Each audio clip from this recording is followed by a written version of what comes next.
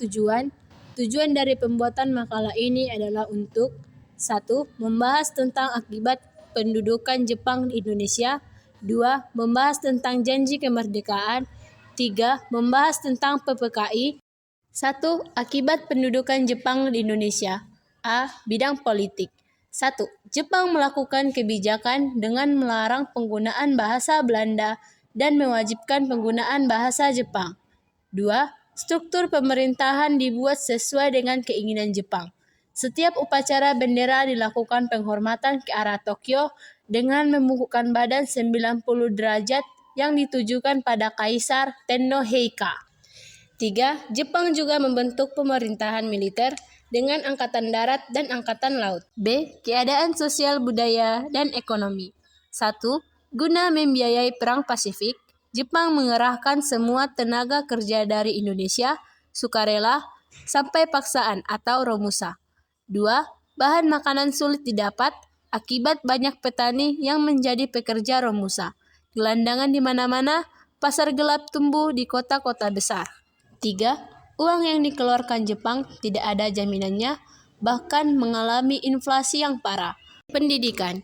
Pada masa pendudukan Jepang, keadaan pendidikan di Indonesia semakin memburuk. 1. Pendidikan tingkat dasar hanya 1, yaitu pendidikan 6 tahun. 2. Para pelajar wajib mempelajari bahasa Jepang. Mereka juga harus mempelajari adat istiadat Jepang dan lagu kebangsaan Jepang Kimigayo. 3. Bahasa Indonesia mulai digunakan sebagai bahasa pengantar di semua sekolah dan dianggap sebagai mata pelajaran wajib. Sementara itu, perguruan tinggi ditutup pada tahun 1943. Beberapa perguruan tinggi yang dibuka lagi adalah Perguruan Tinggi Kedokteran atau Ika Daigaku di Jakarta dan Perguruan Tinggi Teknik atau Kogyo Daigaku di Bandung. Jepang juga membuka Akademi Pamong Praja atau Konkoku Gakuin di Jakarta serta Perguruan Tinggi Hewan di Bogor.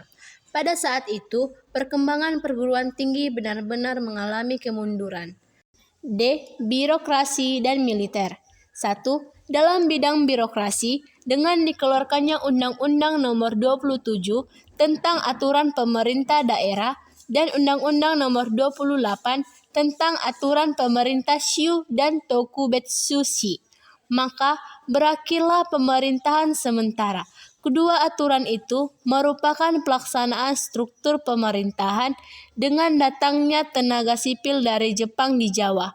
Mereka ditempatkan di Jawa untuk melakukan tujuan reorganisasi pemerintahan Jepang yang menjadikan Jepang sebagai pusat perbekalan perang di wilayah selatan. 2. Rakyat Indonesia mendapatkan manfaat pengalaman dan bidang ketentaraan, bidang pertahanan, dan keamanan. Mereka mendapat kesempatan untuk berlatih militer, mulai dari dasar-dasar militer, baris berbaris, latihan menggunakan senjata, hingga organisasi militer dan latihan perang. 3. Melalui propagandanya, Jepang berhasil membujuk penduduk untuk menghadapi sekutu. Oleh karena itulah mereka melatih penduduk dengan latihan-latihan militer. Bekas pasukan peta itulah yang menjadi kekuatan inti Badan Keamanan Rakyat atau BKR, yang menjadi Tentara Keamanan Rakyat atau TKR dan sekarang dikenal dengan Tentara Nasional Indonesia atau TNI. 2. Janji kemerdekaan. A. Latar belakang Jepang memberikan janji kemerdekaan pada Indonesia. Pada tahun 1944, pasukan AS berhasil menduduki Kepulauan Mariana sehingga Jepang harus angkat kaki dari kepulauan tersebut. Pasukan AS pun berhasil mengambil alih Pulau Salpan yang menyebabkan pertahanan Jepang semakin melemah. Karena Jepang merasa kewalahan melawan sekutu, akhirnya mereka meminta Indonesia untuk membantunya dengan memberikan janji kemerdekaan kepada Indonesia. Oleh karena itu, tentara Jepang kemudian menjanjikan kemerdekaan kepada bangsa Indonesia dengan tujuan agar tidak lagi melawan Jepang dan bersedia membantu tentara Jepang untuk melawan tentara sekutu.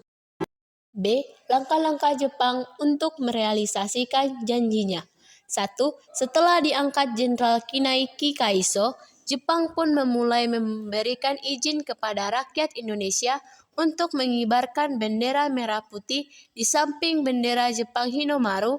Lagu ke Indonesia Raya boleh dinyanyikan setelah lagu Kimigayo. 2.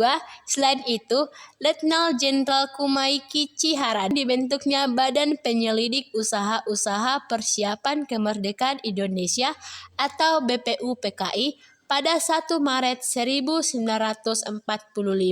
Ketua BPU Dr. KRT Rajiman Wedyo Diningrat, Wakil Ichibangase, Sekretaris RP Sokroso. Anggotanya terdiri dari 60 orang dari tokoh-tokoh Indonesia, ditambah 7 orang Jepang yang tidak punya suara. Sidang BPUPKI dilakukan 2 tahap.